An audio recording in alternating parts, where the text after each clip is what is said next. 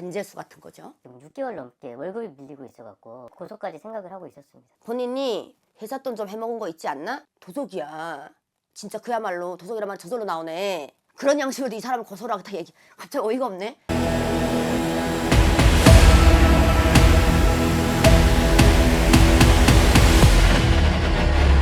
안녕하세요. 안녕하세요. 우리 사례자는 몇 년생이시지?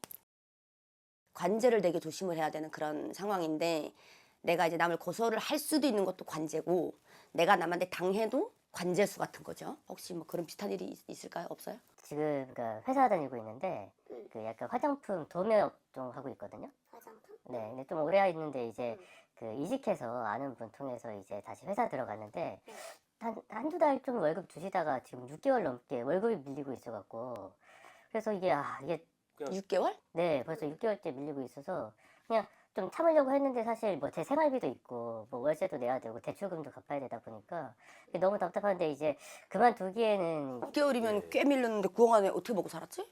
그러니까 모아놓은 돈 가지고 먹고 살고 그리고 이제 그래도 영업직이다 보니까 법인카드로 밥까지는 네, 밥이랑 이제 기름값은 해결할 수 있어서 근데 그래도 이제 대출이랑 월세 내다 보니까 이게 모아놓은 돈도 자꾸 펑크 나고 그리고 그러니까 자꾸 기다리려고만 하다 보니까 솔직히 좀 그러니까 화도 나고 어떻게 해야 될지 좀 답답해갖고 내가 아까 간제보에다가 이 사람을 고소하고 싶은 거예요? 본인은? 솔직히 뭐 노동청 같은 데 아니면 간제에다 이 노동청에다 걸어야 되는 건가 이거는? 미안하면 미안한 건데 그러니까 미안하지만 자꾸 제 책임으로 자꾸 밀면서 그런 거 있잖아요. 그러니까 돈은 자기가 안 줬는데 그거는 네가 기다림을 좀 네가 못 기다리고 있는 거다. 잘 되면 어련히 줄 텐데 네가 잘못한 거다. 약간 이렇게 하니까 그러니까 좋게 얘기했으면 사실 그냥 좋게 넘어갈 수도 있는데 이렇게 얘기하면 사실 그냥 싸우자 밖에 안 되니까요. 저도 이거 밀리면 이제 고소까지 생각을 하고 있었습니다. 남의 점을 봐서는 뭐 미안한데 이 3년 전부터는 이 사람이 원래 내리막을 걸을 수밖에 없는 그런 상황이긴 해요. 근데 일부러 안 주는 건 아닌 것 같고 정말 사업이 망한 거는 맞는 것 같아요. 자, 내 점사에 봤을 때는 본인이 회사 돈 좀 해먹은 거 있지 않나? 본인이 여기서 이 무릎에 설치하지 않으면 만약에 어떻게 보면 부끄러운 부분일 수도 있잖아. 설치하지 않으면 여기서 거꾸로 뒤집어서 본인이 안 좋게 내가 욕으로 갈 수가 있는 거라고. 횡령으로.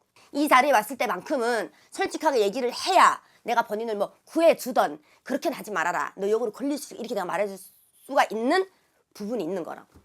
알아들었어요? 영업비가 법인카드로 하긴 하는데 부족하거든요. 이게 공식적으로 쓸 수 있는 게 있고 또 이게 뭐 하다못해 선물도 드려야 되고 술도 한잔 하고 하면은 이제 그래서 그러니까 관행처럼 사실 조금씩은 이제 영업사원들이 챙기는 부분들이 좀 있거든요. 근데 그게 이제 월급이 안 나오다 보니까 살짝 제가 조금 더 원래는 그래도 한 5% 한 50만 원 이렇게 제가 먹었었는데 지금은 그래도 한 조금 여유가 없다 보니까 한 200까지는 도둑이야.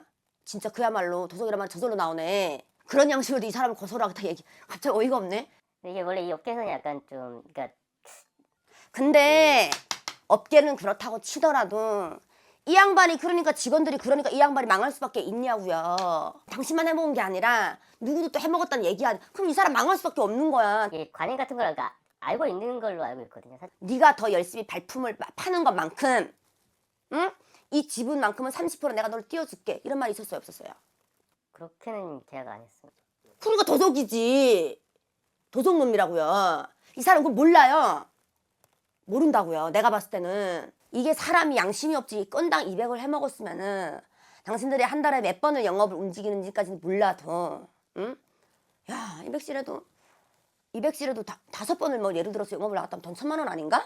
그럼 월급보다 더 세네. 그럼 월급 안 받아도 사네. 어쨌든 영업을 하다 보면 사실 돈 들어갈 때도 좀 있고 하니까 그래서 이게 사실 관행처럼 사실 했던 부분인데 좀 월급 못 받다 보니까 제가 조금은 더 생활비를 충당한 건 있거든요. 근데 그래도 월급은 받아야 되는 거 아니겠습니까? 사람이 전과자로 누구를 만들 때는요. 나는 과연 이 사람한테 양심의 한 점의 티끌도 없이 이 사람이 진심을 짓밟은 적은 없는가. 사장을 고소하겠다는 말을 하겠다는 이 마인드를 갖고 있는 당신이 너무 마음에 안 든다 이거야. 나는 당신 같은 직원이 줬으면 기절했을 것 같아. 나는 이게 분통이 터져가지고 나는 이게 배신감 때문에 열받아가지고 나는 기절을 했을 것 같은 나인데 그럼에도 불구하고 돈을 받는 것까지는 내가 용서를 해서 줄게. 좋다 이거야.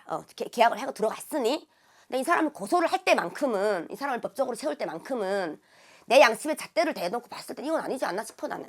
사실 이게 코로나 때 많이 힘들었는데 근데 좀 대표님이 좀 도와주셔갖고 그 사람 잘 나갈 때는 고마움이 많았네. 코로나 그렇게 힘든 시국에도 코로나 때는 다 죽었는데 거의.